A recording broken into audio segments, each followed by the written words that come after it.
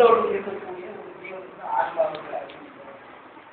இறைவனை பற்றி பேசும்போது குரான்ல வரும், இறைவன் பெறவும் இல்லை, பெறப்படவும் இல்லை, அவனுக்கு எந்த ஒரு சந்ததியும் கிடையாது, அவன் அனுப்பித்தரும், அவன் யாரையும் அவன் கட்டுப்படுத்த முடியாது. இறைவனை பற்றி அந்த திருநாமங்கள் வரும்போது கூட யார் கையும் அப்படின்னா என்றும் நிலைத்திருக்கக்கூடியவன், நித்திய ஜீவனாகவே இருக்கு, அவனுக்கு அழிவுங்கிறதே கிடையாது அப்படிங்கிற வார்த்தைகளும் வருது. வேதத்துல உபநிஷத்துகளில் பார்த்து அப்படிதான், எங்கும் நிறைந்த இந்த பிரம்மம் அழிவென்றது, அது எந்த ஒரு தோற்றமும் அதுக்கு அழிவோ கிடையாது. அந்த பிரம்மம் தான், நீங்களும் அதே பிரம்மம் தான், உங்களுக்கு அழிவு கிடையாது, தோற்றம் கிடையாது. உங்க உருவத்தை கொண்டு நீங்க நினைக்கும் போது நான்கிற அகந்தையினால இந்த இரு வேறுபாடு உண்டாகுது. இன்னொரு இடத்துல கூப்பிடும் போதெல்லாம், அந்த ஒரு உபநிஷத்தை கூப்பிடும் போதெல்லாம் அமிர்த புருஷம் கூப்பிடும். என்னன்னா அழிவற்றவனை கேள் அப்படின்னு.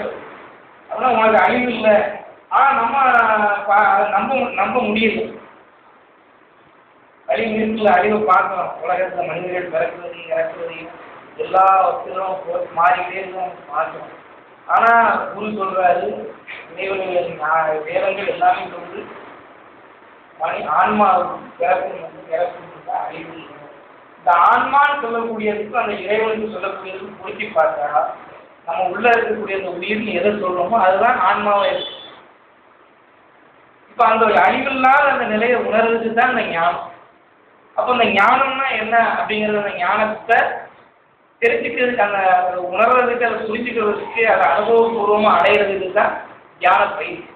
தியான பயிற்சியில பாபா என்ன சொல்றாங்க, ஆண்டவன் கண்ணில் ஒளியா இருக்கான், பிரம்மமா ஒரு கண்டு இருக்கான், அதை நாமேனும் சொல்லிட்டு அதை பாருங்க, பயிற்சி பண்ணுங்க. உங்களுக்கு நேற்று பாபாவும் நானும் மத்தியானம் படிச்சோம், ஒரு 2 மணிக்கு வந்து படித்தோம், 3:30 மணிக்கு இருந்துச்சோம். இப்போ நான் சொன்னேன் பாபானே பாபா தூங்கவே இல்லை, பாபாவும் சொன்னாங்க நானும் தூங்கவே இல்லை. இப்போ நான் சொன்னேன், எப்படி வந்து இந்த மழை இருந்தால் மழை தண்ணி எல்லா இடத்துலையும் வரணும், அதே மாதிரி படுத்த இருந்து எண்ணங்கள் மாற்றி மாற்றி மாற்றி மாற்றி மாற்றி மாற்றி ஒவ்வொன்றா வருது, எங்கேருந்து வந்ததுன்னே தெரியல. பூதம் கிளம்புன மாதிரி ஒவ்வொரு எண்ணமாக படத்து, நாளைக்கு நடக்க போகிறதுன்னு நினைக்கிறது, இப்படி ஒவ்வொரு பல்வேறு எண்ணங்கள் வருது. இதை கண்ட்ரோல் பண்ணி நம்ம நிப்பாட்டணும்னு சொன்னால் முடியலை. எனக்கு இந்த மாதிரி நினைச்சு உங்களுக்கு தூக்கம் வரலன்னா உங்களுக்கு எப்படி இருக்கு?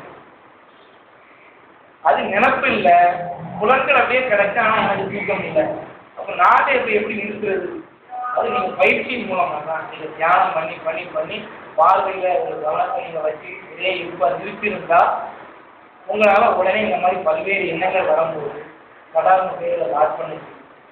அப்போ அந்த பயிற்சியினுடைய ஒரு பலன் என்ன கேட்டீங்கன்னா, ஒரு நோயற்ற ஆரோக்கியமான மனநிலை, உடல்நிலை, அறிவு நிலை, இந்த 3 நமக்கு ஞானம் கிடைக்கும்.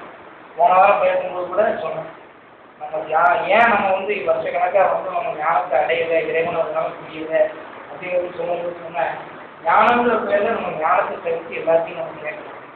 ஜீவிதையாக இருக்கும், நமக்கு ஞானத்தை உட்கார்ந்ததாக இருக்கும், நம்முடைய பிரச்சனைகள் நம்முடைய இதுகளுக்கு தான் ஜீவிதை எல்லாமே ஒழியாது. உலக சம்மந்தப்பட்டதே தான் கேட்கணும். நம்மளுடைய பூட்டையாகட்டும், நம்ம கண்ணை பற்றி நம்ம நினைப்பு வைக்கிறதாகட்டும், பல்வேறு விஷயங்களை கேட்குறோம். ஆனால் யாராவது ஒருத்தர் எனக்கு ஞானம் வேணும்னு கேட்க முடியாது. சொல்லப்போனால் ஞானத்தை கூட நம்ம விரும்புறது இல்லை. ஏன்னா இதெல்லாம் அச்சு போயிடுவோம், பயத்திலேயே நம்ம இருக்கிறோம் அப்படிங்கிறது சொல்லிட்டு பாவமாக அர்த்தம் சொன்னாங்க. தீவிரமான பயிற்சி, ஒரு வைராக்கியமான ஆற்றல் இருந்தால் மட்டும்தான் இந்த ஞானத்தை உணர முடியும். அதை அனுபவிக்கணும். நான் என்ன நிலையை அடைஞ்சிருக்கோ அதை அனுபவிக்கணும். அது வரைக்கும் அது உங்களுக்கு ஒரு காணல் நீர் மாதிரி ஒரு பொய்யான இந்த ஞானங்கிறது ஒரு பொய்யானதாக ஒரு முறையானதாக அப்படிங்கிறத நம்ம சொல்லக்கூடிய சொல் நாமேகம், இந்த நாம் பிரம்மம் அப்படிங்கிற பொருள் பார்த்தீங்கன்னா என்ன சொல்லுது? ஏன் அதை சொல்கிறோம்? நம்ம பிரம்மம், நம்ம இறைவன் அப்படிங்கிற உணர்வுக்காக தான் அதை சொல்லுது. இப்போ தாயா கூட அதான் சொல்லியிருக்காங்க, ஒன்றுமே நீங்கள் எதையும் படிக்க தேவையில்லை, யாரையும் பேச தேவையில்லை, அந்த குருசனும் உபதேசப்படி நாம மட்டும் நீங்கள் வச்சா கூட போதும். நாம் பிரம்மன் தான் சதா நினைப்புல இருந்தால் தன்னால் உங்களுக்கு எல்லாமே, உங்களுக்கு எந்த விளக்கமும் தேவையில்லை, எல்லா விளக்கமும் வந்துடும். அவன் ஞானத்தை அடைஞ்சிடுவான், ஞானத்தை புரிஞ்சுக்குவான். 2000 வருஷத்துக்கு முன்னாடி இந்த ஆதிசங்கரோட அதுதான் இருக்கு. போன வாரமே இதை படிக்கணும்னு சொல்லியிருந்தோம். இடைவிடாமல் பயிற்சி செய்து வந்தால் நான் பிரம்மமே தான், நான் பிரம்மன் தான் என்கிற எண்ணமானது அறியாமையால் உண்டாகும் மனக்கிளர்ச்சிகளை மருந்து நோயை அளிப்பது போல் அளிக்கிறது. ஞான பயிற்சியை எப்படி கடைபிடிப்பது என்பது முன்பு கூறப்பட்டது. ஆனால் ஞானத்தால் மட்டுமே அஞ்ஞானம் அழிந்து பிறப்பிறப்பிலிருந்து விடுபடலாம். ஞானம் உள்ள ஞானத்தால மட்டும்தான் நம்ம அஞ்ஞானத்திலிருந்து விடுபட்டு பிறப்பிறப்பு அப்படிங்கிற விஷயங்களுக்கு நம்ம விடுபட முடியும் அப்படின்னு ஆய்வு சொல்றோம். இந்த பயிற்சியை தொடர்ந்து செய்து வர வேண்டும். அதாவது உடல், மனம், புத்தி இவை நான் இல்லை என்று பயிற்சி செய்ய வேண்டும். உடல், மனம், புத்தி தான் நான் என்று நினைப்பதால் தான் உலக நிகழ்வுகள் நம்மை பாதிக்கின்றன.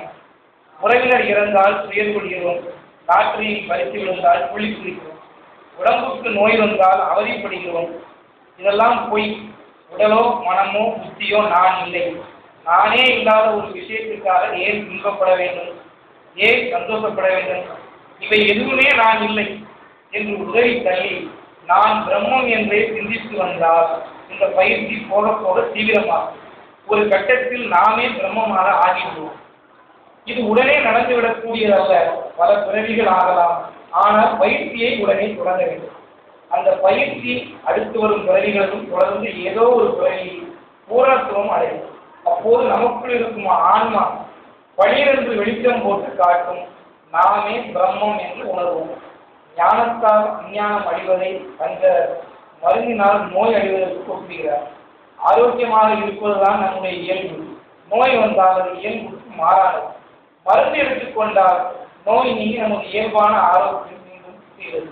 இதை போல தொடர்ந்து ஆத்ம சாதனை செய்து வந்தார் ஞானம் ஒரு நாள் கைகூடும். அப்போது இதுவரை இருந்து வந்த அறியாமை விலகி போடும். இது ஆதிசங்கர் 2000 வருஷத்துக்கு இன்னைக்கு பாபா சொல்றது இடைக்கால பயிற்சியின் மூலமாக இந்த உடல் நான் இல்லை, மனம் நான் இல்லை, புத்தி நான் இல்லை, நான் பிரம்மன் தான், எனக்கு நோயோ அழிவோ எதுவுமே கிடையாது, சதா பிரம்மங்கிற உணர்வு இருக்கிறது. அந்த நாம் ஏங்கிற தியானம் இதை சதா செஞ்சுட்டு வந்தா ஏதோ ஒரு கணக்குல உங்களுக்கு அந்த பூரணத்துவம் வந்துடும். அப்படிங்கிறது தான் அந்த ஞானத்துக்கு நம்ம வந்துவே இருக்கோம். ஆனால் நிறைய பேர் பயிற்சியில ரொம்ப சோம்பலா இருக்காங்க. தியான பயிற்சி செய்யறதுக்கு சோம்பலா இருக்காங்க. ஆனால் தியானத்துடைய பலாபலங்களை அடையிறதுக்கு ரொம்ப ஆர்வமா இருக்காங்க. எனக்கு அது வேணும், இது வேணும், அது வேணும் அப்படி ஆர்வமா இருக்காங்க. ஆனால் பயிற்சி செஞ்சீங்களா அப்படின்னு கேட்டா பாவம் பயிற்சி சோம்பலா இருக்கு. ஆனால் அந்த பயிற்சி இல்லாத முறையில் அந்த தியானத்தை அந்த ஞானத்தை நம்ம அடைய முடியாது.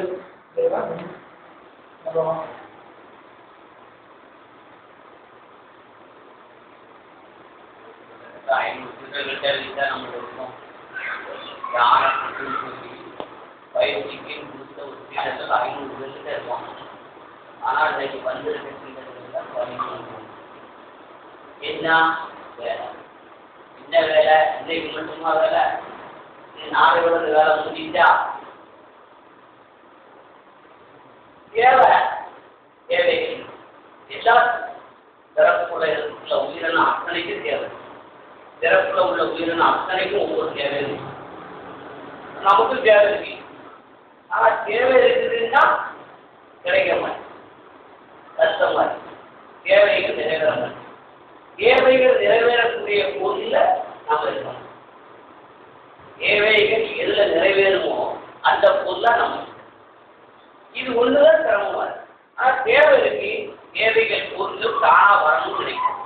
ஆனா தேடி போகணும்னா தேடி அடையிறோம் கிடைக்க மாட்டேன். ஆனா வீட்டில இருந்து வரக்கூடிய வேலையை நம்ம செய்யணும். தியானம், அதுக்குதான் தியானம். ஒண்ணுமே செய்ய வேண்டாம்.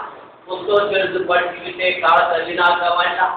அங்க என்னது இது என்னது அது என்னது இதுனா என்னது நெருப்புனா என்ன காத்துனா என்ன கேட்க வேண்டாம். ஒண்ணுமே செய்ய வேண்டியதில்லை. ஒரு விவசாயி ஈஸியா பெற்றுவான். என்ன அவனுக்கு என்ன பழையல் கிடக்கான், மாடு மேய்ப்பான், விவசாயம் பார்ப்பான், இதுவரை அவனுக்கு தெரியும். அவன் ஒரு குருவை போய் சந்திக்கான், ஐயா எனக்கு ஞானத்தை கற்றுக்குங்க, இது சரியா தியானம் போயிடும் நான் சொல்லி இந்த இடத்த பாரு. எப்போலாம் செய்யணும், உங்களுக்கு எப்போலாம் டைம் கிடைக்க அப்போலாம் செய்யணும். பழைய பிடிக்கும் போதும் மிளகாயை கழிக்கும் போது அதே சிந்தனை செய்யறான். வேற எந்த கேள்வி யாருமே கேட்க மாட்டேங்க, அவனுக்கு அதுதான் தெரியுது. குரு சொன்னாரியா அது கேட்கும், குரு சொன்னாரு நான் செய்யறேன். ஆனா ஒரே 25 நாள் முன்னேறும். ஏன் ஒரே பிடிமானம் புரிய இதான் அவனுக்கு அந்த அறிவாற்றல் மட்டும்தான். அதைத்தான் சொல்றாங்க, உங்கையில் பாரு, உங்கையில் இங்கையில் பாரு, தன் உறக்கம் முழிப்பு படுக்கையில் பாரு, எங்கும் அதான் பாரு. செய்ய மாட்டேன். ஆனா வீக் ஆகிட்டே இருக்கு. காலப்போக்குல வீக் ஆகிறோம். அது தெரிய மாட்டேங்குது. பேட்டரி சார்ஜ் குறைஞ்சிட்டே இருக்கு. பேட்டரியினுடைய சார்ஜ் குறைஞ்சிக்கிட்டே இருக்கு. அந்த பேட்டரி சார்ஜ் குறைகிற வரைக்கும் நமக்கு தெரிய மாட்டேங்குது. லைட் அணையும் போது அந்த வீடு ஆகா பேட்டரி வீக் ஆயிட்டா இருச்சியா. அதுக்கப்புறம் அங்க ஓடுறோம் பக்கத்து வீட்டுல கேட்கறோம் கரண்ட் இல்லையே. அதை முதலே கவனமா வச்சிருந்தோம். அந்த பேட்டரி சார்ஜ் வீக் ஆகாத முறையில் பார்த்துக்கிட்டே இருந்தோம். நான் செய்ய மாட்டேங்க. இதுக்காக எங்களுக்காக இலக்கு தொடரமா ஒரு பொருளை இலங்க அது ஒரு வரம்புல இல்லைங்க. அந்த வரம்புல தான் நீங்க நிக்கிறது தியானம் பண்ணும்போது. அது இல்லை, ஒரு வரம்பு இல்லை, ஒரு பொருள் இழக்க வேண்டியது இல்லை, எதையுமே செய்ய வேண்டியதில்லை. ஆனா நைட்ல தூங்கத்துல 2 மணி நேரம் அதுவும். ஆனா நாங்க தூங்கிட்டே தான் இருக்கணும். அதையும் விட மாட்டோம், அது தூங்குவோம். ஆனா இறைவன் தானா வந்துடணும். எப்படி ரொம்ப வீக்னஸ் ஆகிட்டே இருக்கும். ஞானங்கிறது சாதாரண விஷயம். உலக வாழ்க்கையினுடைய வித அது நம்மளுடைய வாழ்க்கை. உலக வாழ்க்கை வித மட்டும் இல்லை, நம்மளுடைய லைஃப். நம்ம லைஃப் வீணாகிட்டே இருக்கு. அது சிந்திக்க மாட்டோம். அறிவாற்றல் குறைஞ்சிக்கிட்டே இருக்கு. நம்ம அறிவாற்றலா இருப்போம்னு நினைக்கிறோம். அறிவாற்றல் மங்கிக்கிட்டே இருக்கணும். அறிவு தொடங்கக்கூடியவன், அறிவாற்றலா இருக்கக்கூடியவன் அறிவை வீக்னஸ் ஆகிட்டே இருக்கும். அதுதான் ஒண்ணுமே தேவையில்லை. யார்கிட்ட எதுவே கேட்க வேண்டிய ஒரு குருவை சந்திச்சோம். குரு என்ன சொல்லி தந்தாரு? தியானம் பண்ணு. எப்பவெல்லாம் பண்ணணும், உங்களுக்கு எப்பவெல்லாம் டைம் கிடைக்கும் அப்பவெல்லாம் பண்ணுங்க. அதை முழுமையா எடுத்துக்கிட்டோம்னா அதான் முடிய மாட்டேங்குது. கஷ்டமா இருக்கு. யாருக்கு கஷ்டமா இருக்கு? பார்க்கும்போதெல்லாம் கஷ்டமா இருக்கு. காலப்பூண்டு இப்படி ஆகிட்டே இருக்காங்க. கையிலே சுற்றியவங்க ஆகிட்டாங்களே. பேசிக்கிட்டே தான் இருக்க முடியும். குரு இருக்கு பேசிக்கிட்டே தரும். குரு ரொம்ப கையில மாதிரியே வீக்னஸ் ஆகிட்டே இருக்க முடியும். ஒரு ஆற்றல் தெரிஞ்சவங்க வீக்னஸ் ஆகலாம், தெரியாதவங்களை பற்றி ஆற்றலை பற்றி தெரிஞ்சவங்க, ஒரு உன்னத நிலையை அடைஞ்சவங்க, அந்த உன்னத நிலையை பெற்று ஆனந்தமா இருக்க வேண்டியவங்க முகத்துல சோகமா இருப்பாங்க. ஏன்? நம்மளுடைய இயலாம தான் காரணம். இதுக்கு என்ன செய்ய போறோம்னா தியானம். அது முடியும். எப்படி ஞானத்தை பெறுது? ஞானத்தை எப்படி பெறுது? ஞானம்னா எப்படி? சாதாரண முடியாது. ஓட்டுல தூக்கி போட்டுட்டு காட்டு போயிருக்கான். காடு கரைகளுக்கு போயிருக்கா, வீடு இறந்துருக்கான், வாசல் இறந்துருக்கான், கொண்டாட்டி பிள்ளைகள் இறந்துருக்கான், சொத்தை இறந்துருக்கான், நாட்டே இறந்துருக்கான், தன்னுடைய நாட்டினுடைய ஆட்சியை இறந்துருக்கான். நம்ம இன்னுமே செய்யலை. இப்போ நம்ம ஒரு பெரிய ஒரு விசித்திரத்துல ஒரு பெரிய பாக்கியம் இருக்கிறவங்க, இறையறதுல பெரிய ஒரு பாக்கியம் இருக்கிறவங்க. காரணம் என்ன? வீட்டிலே இருக்கு. எந்த வரமுறை சட்டமும் அதுக்கு போடாம ஞான ஆற்றல தியானம் பண்றதுக்காக எந்த வரமுறையும் நமக்கு இல்லாம அந்த வரமுறைக்குள்ள உட்பட்டு இருக்காம எப்படி இயங்கிட்டு இருக்கோமோ அப்படியே இயங்கிட்டு ஒரு நைட்ல ஒரு 2 மணி நேரம் தூக்கத்தை மாத்திரம் இழந்து செய்வீங்க. அதுதான் இதுக்கு மேல எப்படி ஞானத்தை நம்ம கற்றுக்க முடியும்? ஆனா பேருக்கு உட்காந்துருக்கோம். டெய்லி ஒரு 6 மணி நேரம் உட்காந்துருக்கோம், இல்லை 1 மணி நேரம் உட்காந்துருக்கோம். 1 மணி நேரம் கண்ணை பொத்திட்டு உட்காந்துருக்கோம், அதை கண்ணை முடிச்சுட்டு உட்காந்துருக்கு, கண்ணை பொத்திட்டு ஒன்றாத துளைக்கிறது. அது 1 மணி நேரமா ஒழுங்கா இருக்கோம்னா இல்லை இருக்க முடியும். ஏன்? அது ஒரு முயற்சியில தெரியல. அது ஏதோ சொன்னாங்க, அது ஒரு 3 நாளைக்கு இருக்கா, ஒரு 4 நாளைக்கு இருக்கா, ஒரு 2 நாளைக்கு இருக்கா, அது ஒரு 1/2 மணி நேரம், 1 மணி நேரம், ஒரு 1 நேரம் இருக்கா. ஒரு இதாக இருக்கல. நம்ம அது ஒரு பெரிய ஒரு பொறுப்பாச்சு. நம்ம ஆன்மா பிரச்சனையாச்சு. நம்ம ஆன்மா வெளியாகிட்டே இருக்கு. இது தடுப்பு சோறு எங்க இருக்கு? இது தடுப்பு சோறே நம்ம மந்திரமா தானே இருக்கு. எங்க இருந்து ஆன்மா வெளியாகிட்டு இருக்கோ அங்க போய் நம்ம நிற்கிறதுல இதனால வீக்னஸ் ஆகிட்டே இருக்கு. வாழ்க்கையில பெரிய ஒரு இலக்கணமா உட்காந்து வாழ்க்கையில நம்ம ஒரு பெரிய இலக்கணத்தை பண்ணிட்டே இருக்கோம். நீ உன்னதமானவங்களா இருக்க வேண்டிய ஆட்கள் பெரிய இலக்கணத்தை நாம மட்டுமா உன்னதம் ஆயிட்டோம்னு வச்சுக்கோங்க. நாம ஒரு ஆள் உன்னதமானோம்னா நம்மளுடைய குடிக்குள்ளர்கள், நம்ம சொந்தக்காரங்க, வீட்டில் இருக்க பிள்ளைங்க, யாருக்கும் எதுவுமே நம்ம செய்ய வேண்டியதில்லை. நம்மளுடைய ரிமோட் கரெக்டா இருக்கு, கரெக்டா ஏற்றுவாங்க. நமக்கு தகுந்தப்படுத்தலாம். நம்மளால அவங்களும் பாதிக்கிறாங்க, அவங்களால நம்மளும் பாதிக்கிறோம். நம்ம இந்த ஞான ஆற்றல் தெரிஞ்சவங்க இதை கரெக்டா செஞ்சு அந்த ஒளியினுடைய ஆற்றலே நம்ம பார்வை, பேச்சு, செயல் எல்லாம் இருக்குமானா மனைவி, பிள்ளைய, சொந்தக்காரங்க, அக்கம் பக்கத்துல உள்ளவங்க எல்லாருமே நமக்கு கட்டுப்படுறாங்க. மண்ணுயிர் அனைத்தும் தொழுவுங்க. அறுவர் இத்தனாண்டுகளுக்கு இந்த மண்ணில் இருக்க உயிரினங்கள் கூட உங்களுக்கு தொழுவும் அப்படின்னு யார் தொழுவா? கொண்டாடுகள் கேட்க மாட்டாங்க, உள்ள கேட்க மாட்டாங்க, பக்கத்து வீட்டுக்கார கல்ல கேட்டு ஏன் அவங்களுக்கு குறையில கூட நம்ம குடவுடமா இருக்கோம். அதனால பாதிப்புகள் நிறைய வந்துட்டு, பாதிப்புகள் நிறைய வந்துட்டு உலகத்தில் தீர்க்கங்கள் ஏற்பட்டு இயற்கைகள் கூட சீர ஆரம்பிக்குது. ஏன்னா செயல் இல்லையே, இயற்கையினுடைய ஆற்றலை நம்ம பேரக்கூடிய தகுதி எல்லாமே இருக்கும். நெருப்பு அதுவாட்ட ஆடு, காற்று அதுவாட்ட சுற்றி போகுது, தண்ணி இதை தூக்கமாக எப்போ சூரியனை கிடக்கான். ஒரு பொருளை கட்டுப்படுத்தி இயற்கையா செயலாற்றக்கூடிய தன்மையை நம்ம இழந்துட்டோமே. இப்போ வெளியே நம்மளால இருக்கா, ஒன்றும் நம்மளால இருக்கோம். அப்போ வெளியே நமக்கு தகுந்தபடி ஆடணும்.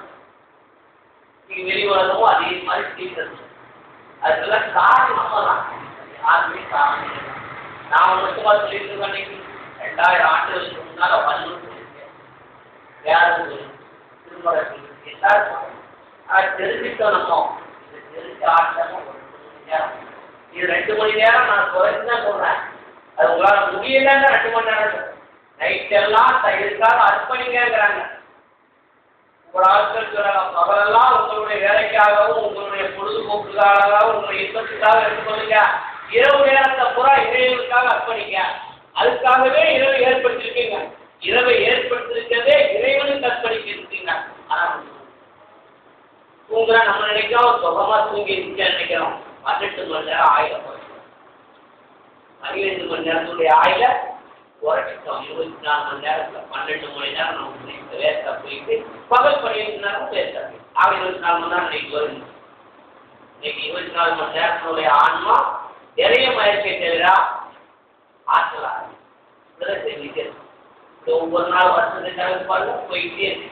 இப்ப இருக்க நிலையில எல்லாம் 50 வயசு வெகு தூரம், 50 வயசே வெகு தூரம் செல்லக்கூடிய ஆன்மா. ஏன்னா சுழற்சி அதிகரித்ததுனால ஒரு குறைஞ்சிக்கிட்டே வருது.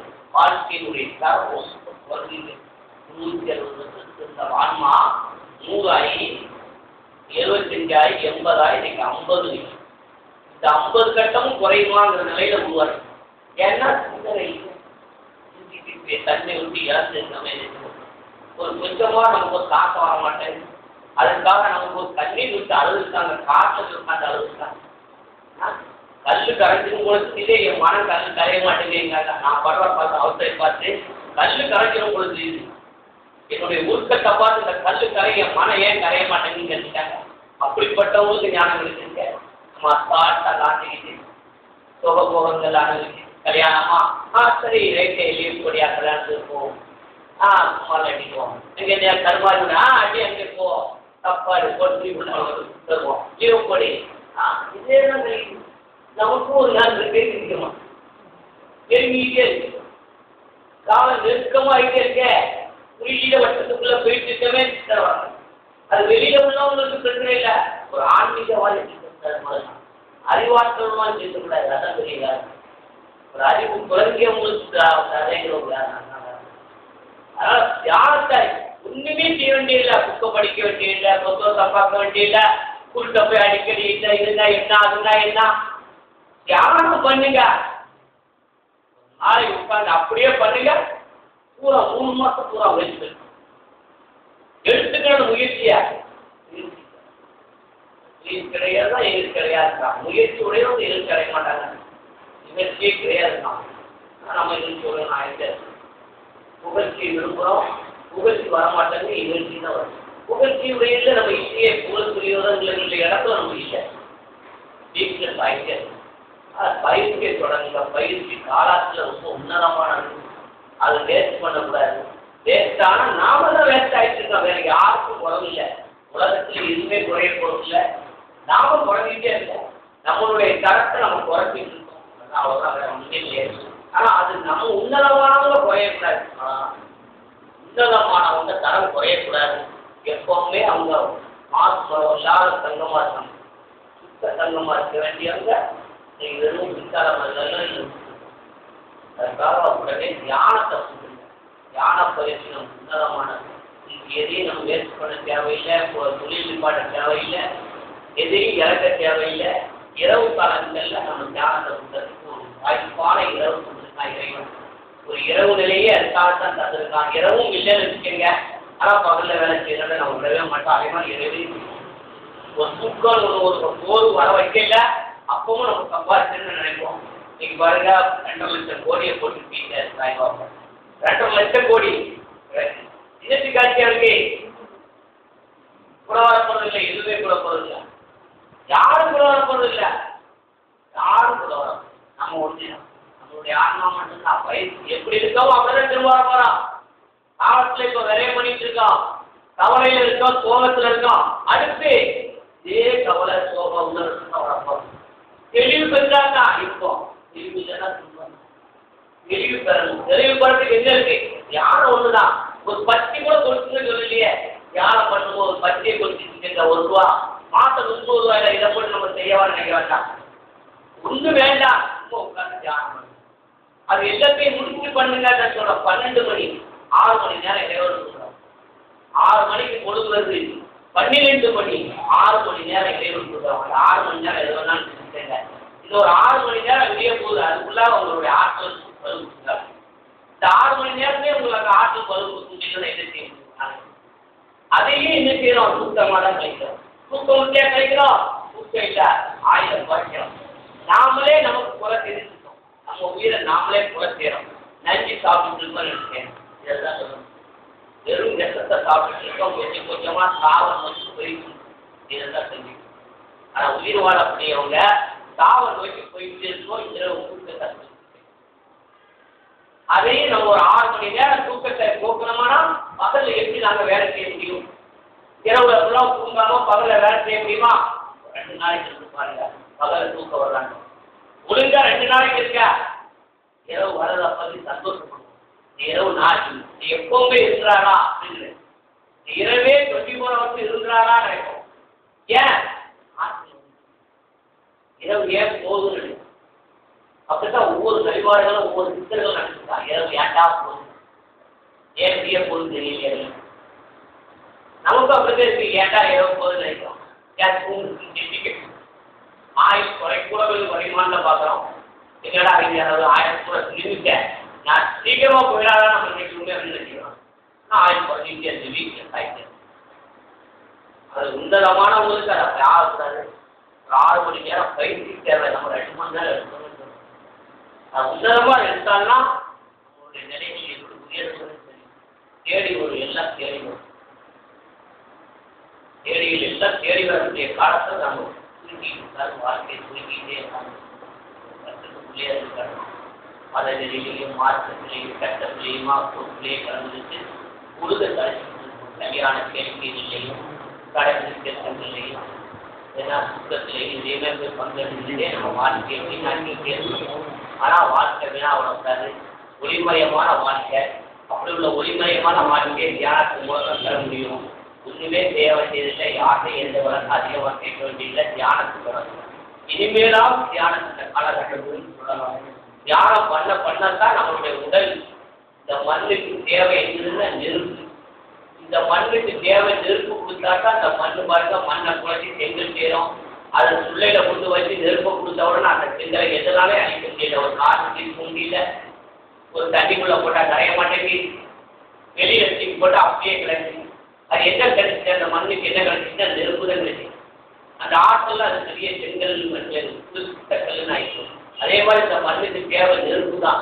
இந்த நெருப்பு சுவாசத்தோட காற்றோட வெளியாகிட்டு தண்ணியினுடைய ஆரோக்கியம் கூட கூட கூட கூட கூட வந்து இழக்கும். ஆன்மா பொத்து ஒரு நாட்கள் அவ்வளோ போகும். சூழத்தில் விடணும். ஆன்மா வெளியே போயிட்டா சூழத்தில் வரும். அதுக்கு நெருப்பினுடைய ஆற்றலை கொடுத்துக்கிட்டே இருந்தோம்னா வரும் சக்தி ஆங்காரமா இருக்கு.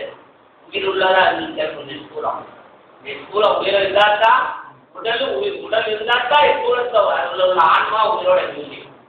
ஆனால் ஆன்மா அந்த ஸ்தூலம் இழந்துக்கிட்டே வர வர ஆன்மா அந்த தங்கம்னு ஒரு எண்ணம் வராது. காரணம் அது அனுபவிக்கிறது நினைக்கி ஸ்தூலம் வீக்காகிட்டே இருக்கு. ஆன்மா அனுபவிக்க ஆசைப்படுறது ஸ்தூலம் வீக்காகிட்டே இருக்கு. என்னைக்கோ இது ஓட்ட வீட்டில் தங்குறதோட வெளியே சொல்லணும், அது வெளியே அது சீக்கிரமா வெளியே போக ஆவலா இருக்கு. அதுக்கு காரணம் நம்ம தான். அதுக்கு வெளியே போக வைக்கக்கூடிய காரணமே நம்ம. அது ஏன் அதை பாதுகாக்கலையே நம்ம. அது ஒரு பொருள், அற்புதமான ஒரு பொருள் நம்ம இருக்கக்கூடிய ஒரு வைரத்தை பாதுகாக்காம ஒரு அக்கட்டையா உட்காந்துருக்கோங்க. அது நாளைக்கு நாள் போகலாம், இப்போனாலும் போகலாம், எப்போனாலும் போகலான்னு எதிர்பார்த்து. அதனால உயிருள்ளதா இருக்கணும். எப்பவுமே சாகிறதுக்கு அனுமதி கிடையாது. ஞானவான்கள் சாகுறாங்கன்னா அவர் பெரிய ஒரு கைத்தேர்வு. அது நமக்கு காரணம் சாகிறதுக்கு காரணம் நம்ம தான். தியானத்தை முழுமையா தொடருங்க. தியானத்தை மூலம் ஆண்டுல பெற்றுடுவோம். உன்னதமான ஒரு நிலை அடையணும். அது சீக்கிரம் நமக்கு அடையணும். வெறு காலம் ரொம்ப சீக்கிரத்தை வந்துச்சு. ரொம்ப குறுகிய காலங்கள் நெருங்கி காலத்துல பாருங்க, அது புலனாளிகளுடைய காலங்கள் ரொம்ப சீக்கிரம் நம்மளால சீக்கிரங்கள்லாம் ரொம்ப வேகமா அழியக்கூடிய கண்டில குறிப்பிட்டுனா விஞ்ஞான நிகழ்ச்சி. அதுக்கெல்லாம் காரணம் மனிதன் தான். வேற எதுவுமே கிடையாது. புலனாளிகள் சொல்லிட முடியாது. நம்ம தான் காரணம்.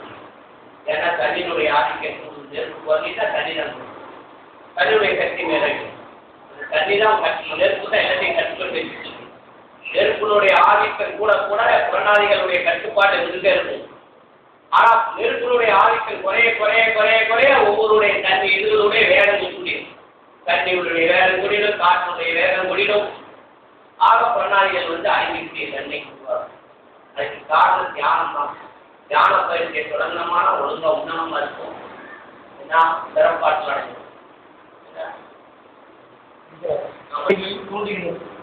40 ஆண்டு காலம் அரசியலில் ஈடுபட்டு பிரதமராகவும் பதவியை நீடித்து மருத்துவமனையில் இருக்கும் நேரத்தில் இப்படி சொன்னார், எனக்கு இன்று இருக்கும் ஞானம் முன்பே இருந்திருந்தால் நான் அரசியல் உலகில் நுழைந்திருக்க மாட்டேன். அவரைப் போலவே பற்பல துறைகளில் வெற்றி கொடி நாட்டிய பிரபல மனிதர்களும் தங்கள் கருத்துக்களை அவரை போலவே சொல்லி வைத்தீங்க. உடல்நிலை சரியில்லாம ஹாஸ்பிட்டல்ல போய் இருக்கும் போதுதான் அவருக்கு அந்த ஞான ஆற்றலே வெளிப்படுதான். அவர் சொன்ன இந்த ஞானம் எனக்கு முன்னே வந்துக்கூடாது. நான் அந்த அரசியல் துறைக்கே போயிருக்க மாட்டேனே, நான் ஒரு பிரதமராக கூட ஆயிருக்க மாட்டேன். இது ஒவ்வொருவரும் நினைச்சாங்க. பழையக்குள்ள சிக்கிட்டு அப்புறம் வேற நம்மளை விட்டா பரவாயில்ல நினைச்சா வேறனே பழைய நிறுத்திட்டு நமக்கு அவங்களுடைய ஆற்றல் கண்ணை வச்சுருந்தான். பழையில போய் சிக்கிற மேல நம்ம வெளியே சொல்லுவாங்க.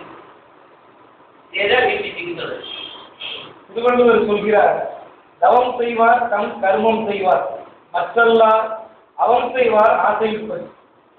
தவம் செய்கிறவர் மட்டுமே தனது கடமையை செய்கிறார்கள், மற்றவர்கள் ஆசையில் அகப்பட்டு அவம்தான் செய்கிறார்கள். வள்ளுவர் சொல்ற 2000 ஆண்டுகளுக்கு முன்னாடி தவம் செய்யறவங்க மட்டும்தான் அவன் கடமை செய்யறான். யாரும் செய்யல. இறைவனை பூஜிப்பது, தானம் செய்வது, தர்மம் செய்வது, தத்துவ விசாரம் செய்வது போன்ற செயல்கள் பிறவி தலையிலிருந்து ஈடுபட உதவும் செயல்களாகும். ஆனால் மேற்சொன்ன செயல்களில் மனிதர்களுக்கு ஈடுபாடு வருவதில்லை. இறைவனை நாவினால் பாடி மனதினால் சிந்தித்து மலர்களால் அர்ச்சித்து வாழ்வதற்கு பதிலாக தலைவர்களை துதித்து கட்டோடு வைத்து அர்ச்சனை செய்து பட்டம் பதவிகளை தேடிக்கொண்டிருக்கிறார்கள். தானம் செய்வதை விடவும் தானம் பெறுவதில் தான் மனிதர்களுக்கு ஆசை அதிகமாக இருக்கிறது. தனக்கு பொருளோ புகழோ கிடைக்கும் என்றால் தர்ம தேவதையை கூட கொலை செய்யவும் தயங்குவதில்லை பலர்கள். தன்னை சுத்தப்படுத்திக் கொள்ளாமல் ஊரார் மனங்களை சுத்தப்படுத்த புறப்படுகிற யோகிகளுக்கும் சாமியார்களுக்கும் நம் ஊரில் பஞ்சம். ஆசை பிடித்த மனிதர்கள் அனர்த்தமான காரியங்களில் ஈடுபடுகிறார்கள். அவர்களது கைப்பட்டதும் அமுதம் கூட நன்றாகி முடியும். அதிகம் பொருள் கிடைக்கும் என்றால் அதர்ம செயல்களில் ஈடுபடுவதும் அறியாத செயல்களில் ஈடுபடுவதும் கூட சிலரது வாடிக்கையாக இருக்கிறது. இத்தகையவர்கள் காலத்தை வீணடிக்கிறார்கள், பிறவியை நாசம் செய்கிறார்கள். எனவே அவர்கள் அனைவரும் அவம் செய்வர்கள், தவம் செய்வர்கள் அல்ல. அடுத்த குறள், சுடற் சுடரும் பொன்போர் ஒளிவிடும் துன்பம் சுடச்சுடர் நோக்கிற்பவர்கள். துன்பங்கள் தீயாக சுட்ட போதும் அதை பொறுத்துக் கொண்டு தவச்செயலை தொடர்ந்து செய்பவர்களுக்கு சுடச்சுடர் தங்கம் ஒளிவிடுவது மாதிரி ஆன்மா ஒளிவிடும். மனம் புறத்தில் செல்லாத அகத்தில் ஒடுங்கிய நிலையில் இருப்பதே தவத்திற்கு அழகு. தன் உடல், மனம், அறிவு ஆகியவற்றின் மீது விழிப்புடன் இருந்தும் செயலாற்றும் துறவிகளுக்கு ஆன்மா என்பது உள்ளே சுயம் பிரகாசமாக தோன்றும். மனம் அழுக்காக இருந்தாலும் அலைந்து கொண்டிருந்தாலும் அதிலே ஆன்மாவின் ஒளியை காண முடியாது. தவம் செய்வது என்பது எளிதான காரியம் என்று தவத்திற்கு தனக்கு வெளியே இருந்தும் தனக்கு உள்ளே இருந்தும் பற்பல தடைகள் ஏற்படும். அதை பொருட்படுத்தாது விடாமுயற்சியுடன் தவம் தொடர வேண்டும். தவத்திலிருந்து பல முறை வீழ்ந்திருக்கிறார் விஸ்வாமித்திரர். இறுதியில் அவர் பிரம்மரிஷியாக மாறினார். பொதுவாக நமது மனம் நம்மையே ஏமாற்றக்கூடியதாக அடுத்தவர்களிடம் நாம் ஏமாந்து போவதை விட நமது மனதிடம் நாம் ஏமாந்து போவதே அதிகம். அறிவும் விழிப்பும் தவத்தில் மிக அவசியம். அறிவெண்ணும் வாழ்கொண்டு பொய்யர்களின் சேர்க்கையை ஒதுக்கி மாயம் செய்யும் மனதை இரண்டாக பிளந்து ஐம்புலன்களையும் அதனதன் விஷயங்களில் அலைய விடாமல் தடுத்து காப்பாற்றினால் தவம் உடையவரிடம் ஒரு ஒளி தோன்றும். அந்த ஒளி தானாக இருந்த பரம்பொருளின் ஒளிதான் என்கிறார் திருக்குறள். அதனால்தான் வள்ளுவரும் சுட சுட தவம் நோக்க வேண்டும் என்கிறார். தவத்தை விட்டு ஆசை விட்டு செயல்புரியும் உலக மக்கள் பொய்யான பொருளை தேடி அதில் அற்பத்துடன் காண்பார்கள். அழிந்து போகக்கூடியதும் மரணத்தின் பின் துளியும் உதவாத தன்மை உடையதுமான பொய்ப்பொருள் நாட்டம் ஒதுக்கி மெய்ப்பொருள் நாட்டத்துடன் தவம் செய்ய தொடங்கியவர்களுக்கு சலனம் என்பது கூடவே கூடாது. மனதை உறுதிப்படுத்த வேண்டும். உலகில் பெரும்பாலோர் அடைவது பணம், பொன், புகழ் போன்ற அற்ப சுகங்களை. தவம் உடையவர்களே தன்னைத்தான் அடைந்தார்கள். தன்னுயிர் தான் அற பெற்றானே ஏனைய மண்ணுயிர் எல்லாம் பொருள். தன் ஆன்மாவை எவன் அடைந்து கொண்டானோ முழுமையாக அடைந்து கொண்டானோ அத்தகையவனை உலகில் உள்ள பிற உயிர்கள் எல்லாம் பொழுது கொள்ளும். தன்னை அடைந்தவனை பிற உயிர்கள் ஏன் போற்ற வேண்டும்? ஒன்று, பிறப்பு இறப்பு என்னும் சுழலில் இருந்து தப்பிவிடும் வழியை அறிந்தவன் தபசி என்பவன். அத்தகைய அரிய மார்க்கத்தை சொல்லி பிறரையும் அவனால் காப்பாற்ற முடியுமே, அதனால் சொல். இரண்டு, பிறரால் செய்ய முடியாத செயற்கரிய செயலை கண்டு அவனது தீரத்தை கொள்ளும். விலையுயர்ந்த ரத்தின கற்களை தேடி புறப்படும் மனிதன் பாதையில் கிடக்கும் கூழாங்கல்லின் அழகில் மயங்குவதில்லை. தன்னை அடைய புறப்பட்டவனுக்கு மண்ணுலையில் உள்ள பிற இன்பங்கள் பெரிதென்று தோன்றுவதில்லை.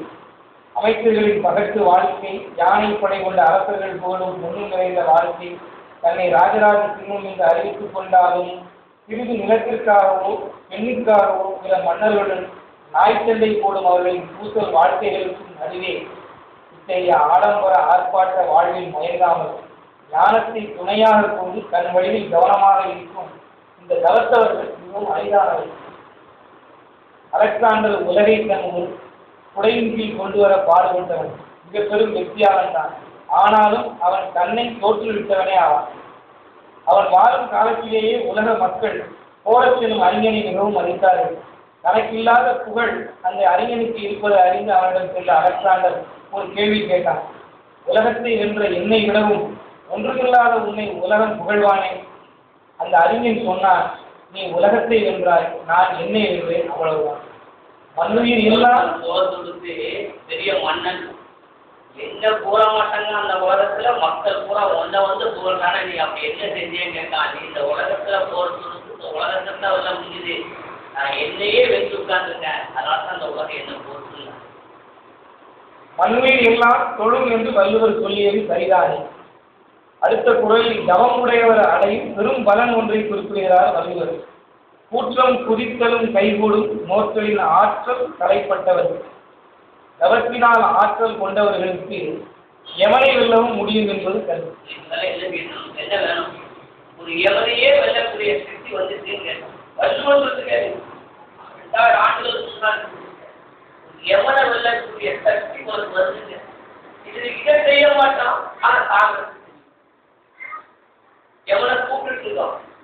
எவனை விரட்ட வேண்டிய சக்தியை செஞ்சாம எவனை வாயால் கதவை திறந்து கொண்டு இதை எப்படி இருக்கு, இதற்கு இருக்கு செய்யலைன்னா அப்ப என்ன செய்யணும்?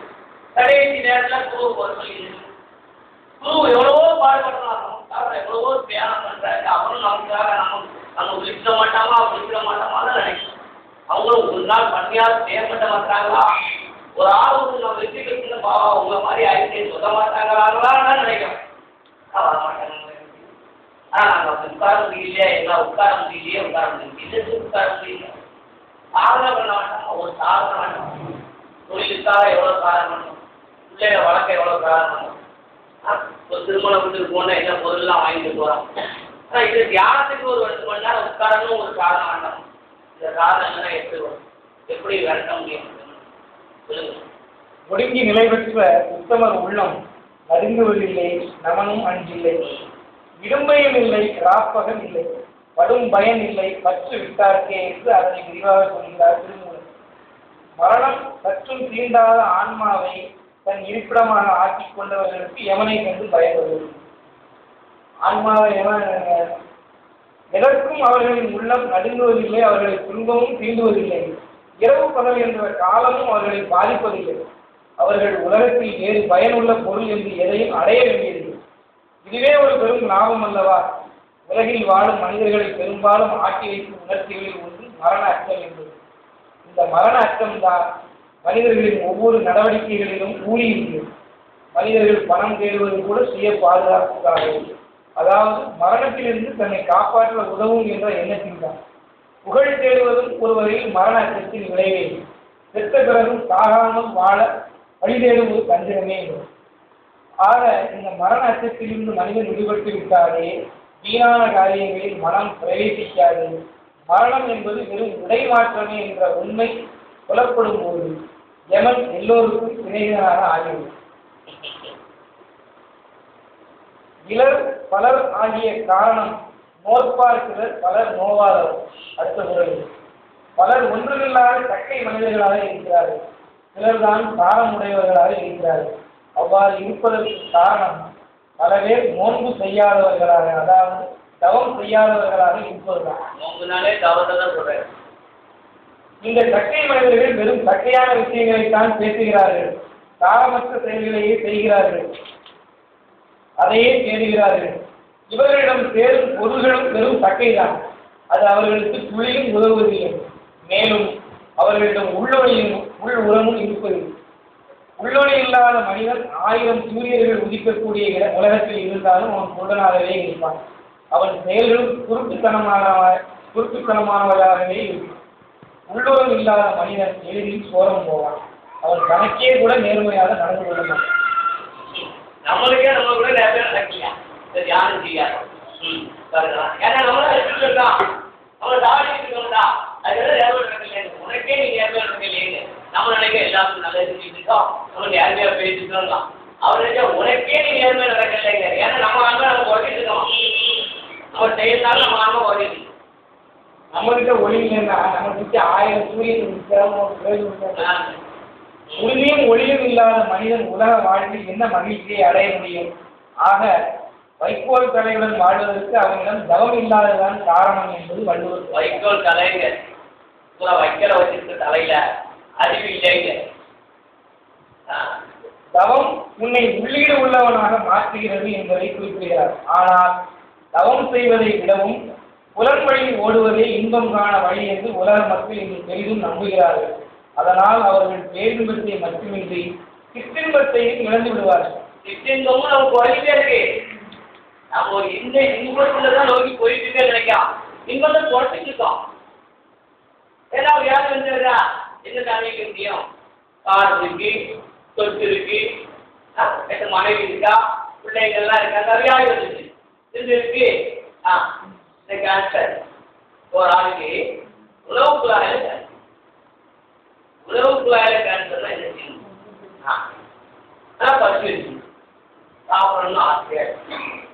உடல்ல ஒண்ணு இல்லையே, உணவு உற்பத்தி ஆகக்கூடிய திறன்ல இல்லை, ஒன்றுமே இல்லையே. உணவு தெரிவிக்கக்கூடியதெல்லாம் ஒன்றும் இல்லை. அந்த எல்லாம் குறைப்பியெல்லாம் உலகம் வந்துட்டு தான் இருக்கும். பசி இருக்கா, சாப்பிட முடியும். இருந்துச்சு, கொத்து இருந்துருக்கு, பிள்ளைங்கள்லாம் இருந்துருக்கு, காசு இருந்துருக்கு,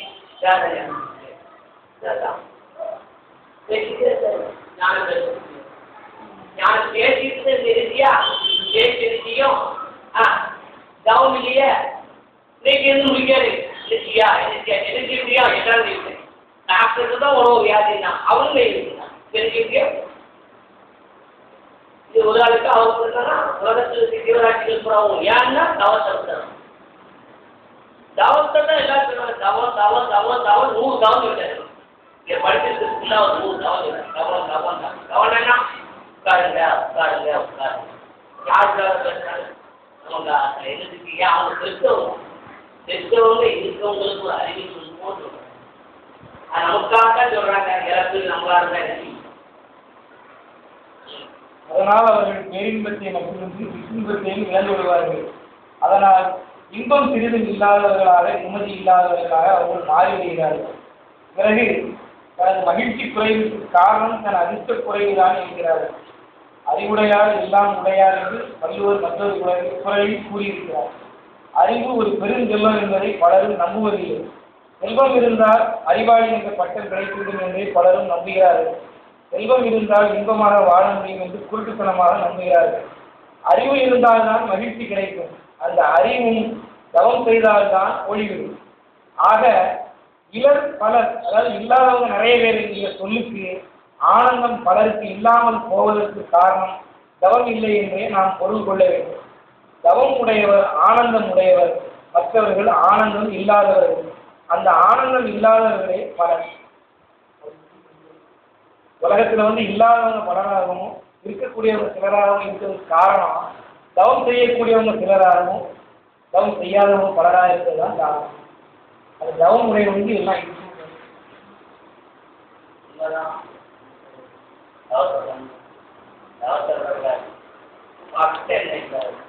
உண்மையான ஒரு பொருளாக உயிர் அதுதான்.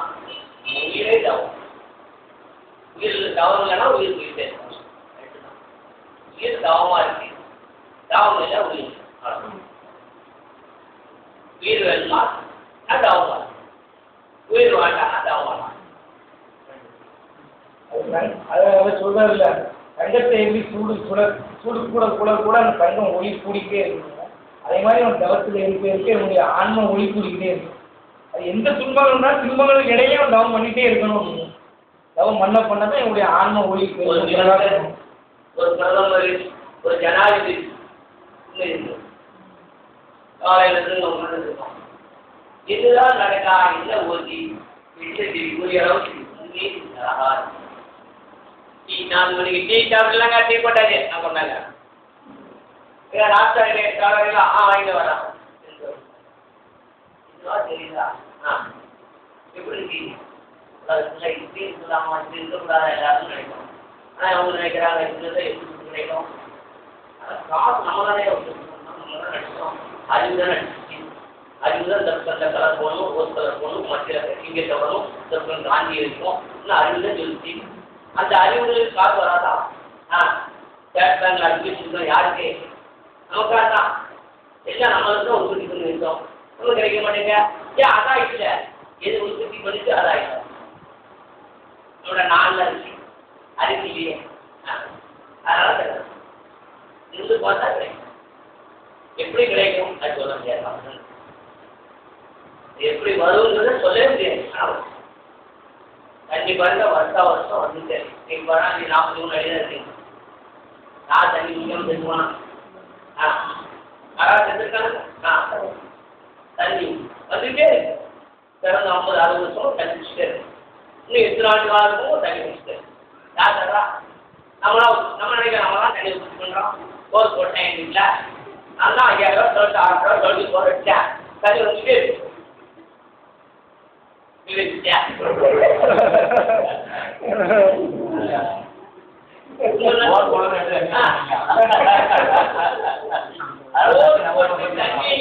சொன்னதே அதான்.